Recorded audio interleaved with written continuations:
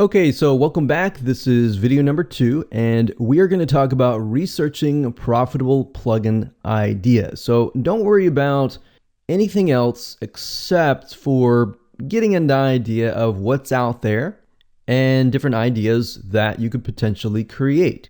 Now, obviously, if you already have a plugin in mind, you probably could skip this video, but it's a good video to watch just in case you decide to have another idea in the future.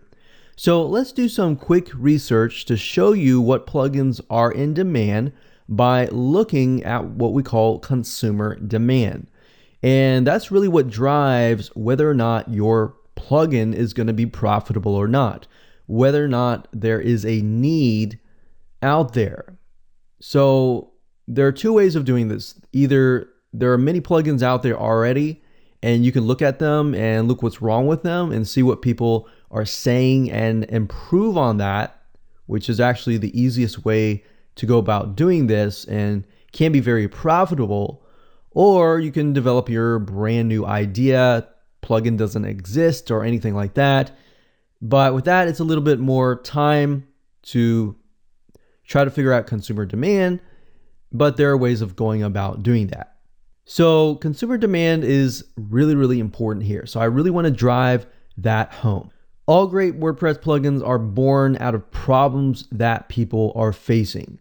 So if this is a problem that you're facing, that's great. Then you can associate with that. You know exactly how that feels.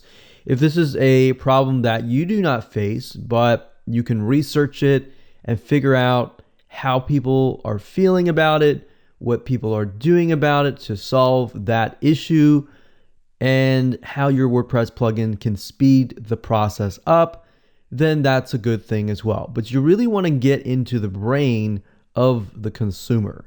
So let me go ahead and show you how to find consumer demand through the use of free keyword tools and how to start with Google and research from that point on. Now, before I jump in and start talking about consumer demand or anything like that, I want to talk briefly about what you should be looking for as you're looking for the consumer demand. Now, obviously, when it comes to any type of software or WordPress plugin, what you're trying to look for is you're trying to find some sort of tedious process that takes time, and it's a very manual process. So what I mean by that is something that somebody actually does either on their computer or wherever else, and it's just taking a lot of time. And you have to speed that process up. And they're willing to pay for the ability to speed that process up. All right, so if you look at most WordPress plugins, they basically speed a process up, or they help you in some sort of way. They basically take some process that could take anywhere from a couple hours to a couple days or even a couple weeks, and it speeds the whole process up, thereby saving you time. That's one of the reasons why most people buy pieces of software, because it automates the process. So as you're looking through for consumer demand, or as you're looking for plugins, you want to find something that is sort of a pain point, meaning it's really frustrating because you have to take all this time to actually do it. All right, so if we head back over to Google here, and if we think about it for just a second, if we think that softwares often are born from frustrations. So you can go to Google and type something like top frustrations and let Google complete it for you, such as top frustrations in life, top frustrations at work, top frustrations in gaming. So you could think about something you enjoy yourself or something that you have done that takes time on the computer and you want to speed the process up. All right. But usually this process with a WordPress plugin needs to be something that is on your website. So top frustrations related to maybe your website. And then go from there and try to figure out what these top frustrations are. So if you just take some time to just go through the articles, so let's open up these here. And you may or may not find the WordPress plugin that you're looking for, but you're kind of getting an idea of what is happening on the website itself. So we can see like playing Messenger, lacking communication, changes, continuous edits. So maybe you could develop a WordPress plugin around that. Wavering deadlines, time management. You can develop a WordPress time management plugin. You can go through here. We can go to a different article here. So this is Quora, and we see this guy says providing high quality fresh content. Maybe you could develop a plugin that pulls in YouTube videos or content curation to make it so it's easy for people to develop content. Or maybe you can develop something that allows them to create fresh articles really, really fast without plagiarizing, of course. And then we go down and let's look at a different article. What are your top 3 frustrations with your website?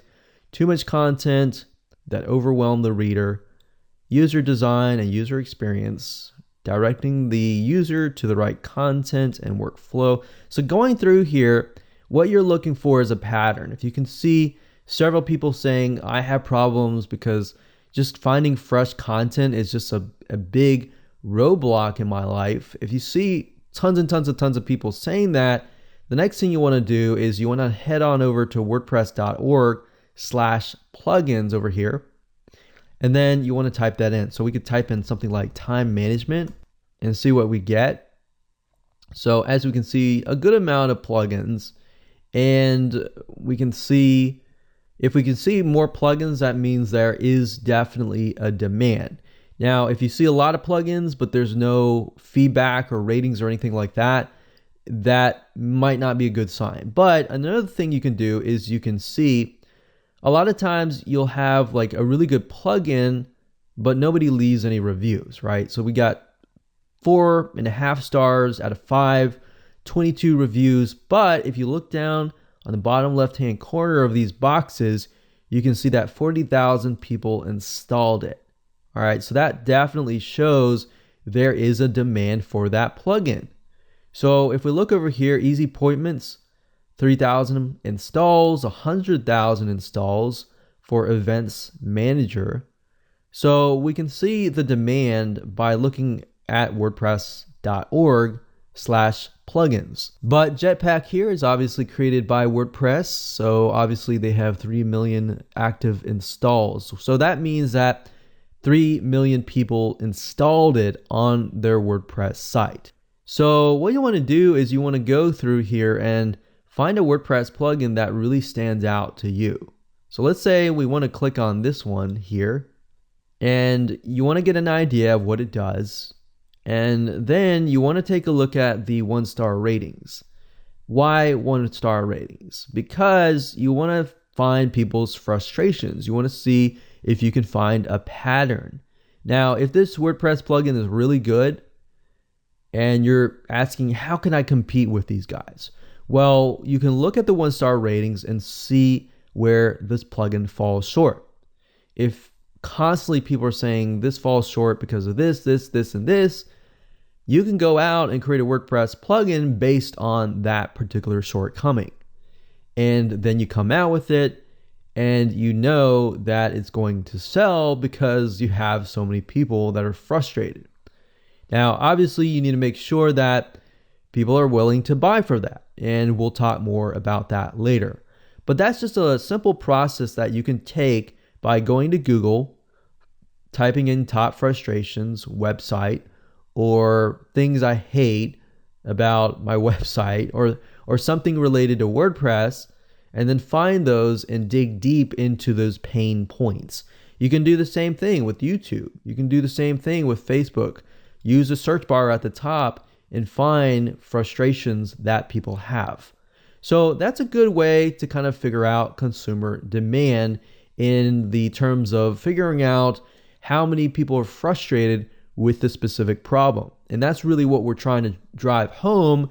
All right, so let's move on to the next video.